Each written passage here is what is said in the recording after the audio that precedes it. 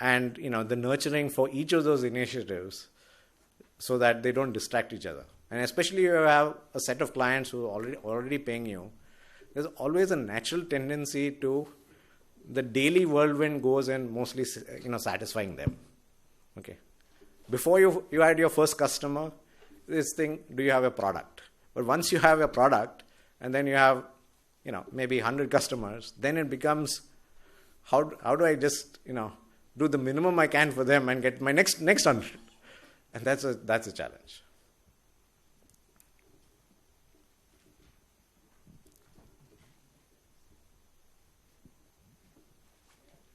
Yeah.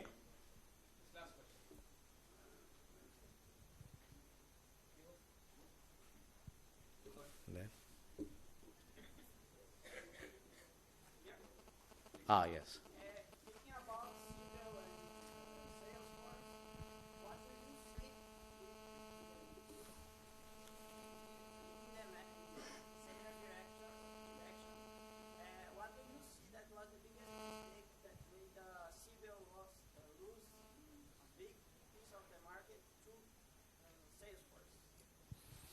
So they didn't adopt online quickly enough, was one. The second one is, I think we talked about lots of type A's being in the room, So Siebel was the, I think, archetypal type A only company, So from top down, it was do it this way and just almost demand perfection and all of that. And sometimes, and it was actually atypical of a Silicon Valley company. People thought I was crazy when I moved from Webvan to Siebel, for example. They were completely different from each other. But, so some people can still survive in that environment, but innovation sometimes suffers when you only have, diktats from the top. I'm not necessarily saying that we did lots of good things, okay. And in fact, it had an exit where Oracle eventually bought Siebel, and today Siebel is used as a good competition for Salesforce. But, it may have lost a couple of years, maybe some market valuation, whatever. So one is because it's kind of like the George Bush analogy, did the Iraq war need to happen, right? Is sometimes management thinks that this is the right thing, and then you get stuck into what's called groupthink, because you think everybody around you thinks that this is the only thing that is right, or even if they have a niggling doubt, which in the heart of heart they think this is not right, they sometimes voice it, but then they're browbeaten by the team or by seniority of management or whatever, and sometimes the founder and or senior management also get caught up in the groupthink, where they may have this niggling doubt, but the more you think about a turbulence and how to react to it, right, then you start going down a path where sometimes you didn't need to be in the first place. So the ability to kind of step back from that and say, no, we are in groupthink, and this may not be the right thing, or take an alternate point of view and then weigh that alternate point of view to say, is this still the right decision? Because in the end, you need to act, okay? And sometimes not acting is action if it is well thought through, but not acting because I just want to delay a decision is not action. So non-action, if it is thought through as non-action, is okay. But a lot of times, because of human tendency of procrastinating difficult decisions, we get confused between non-action as a decision and non-action as procrastination.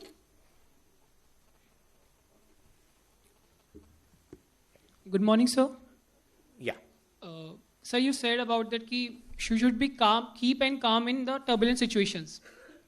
Okay, but let me ask you, if any business have let me just add to that. It's keep calm and cool in turbulent situations, and yet be, like Andy Grove from Intel says, yet be slightly paranoid.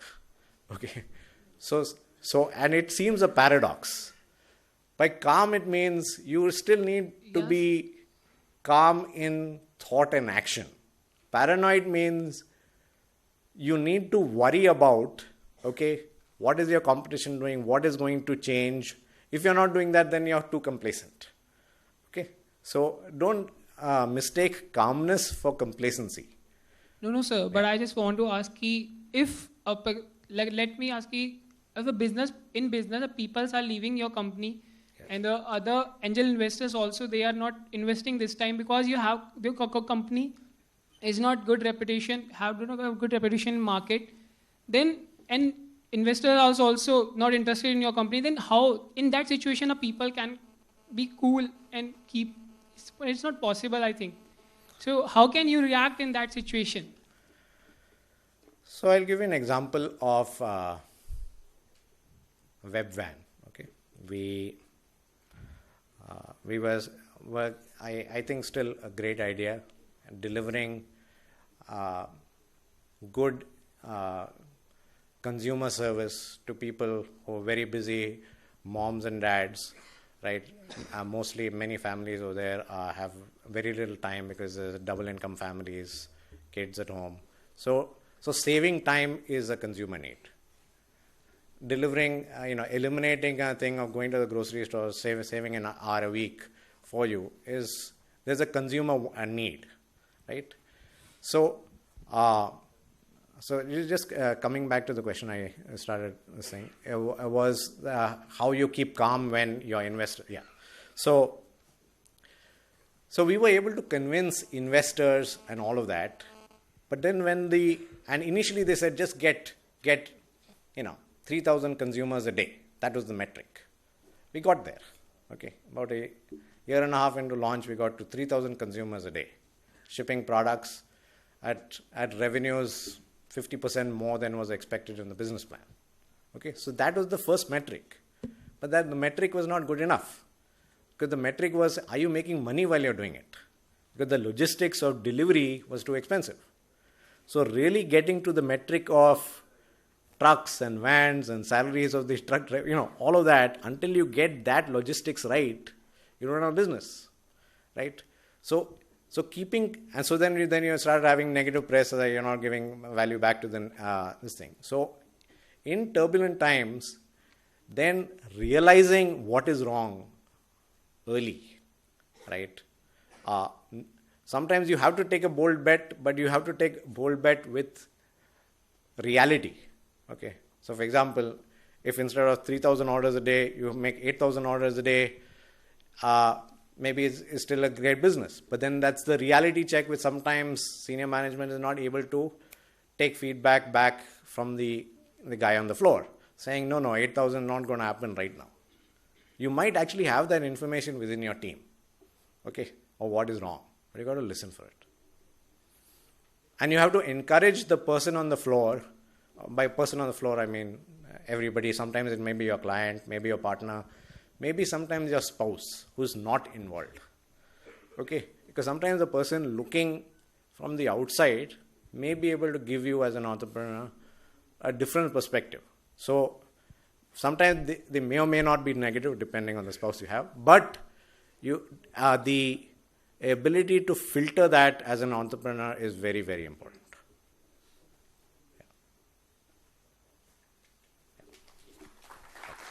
Thank you. Thank you, Girish. I would now request Samir Bendre, Vice President of TiE Nagpur, to kindly present a memento to Girish.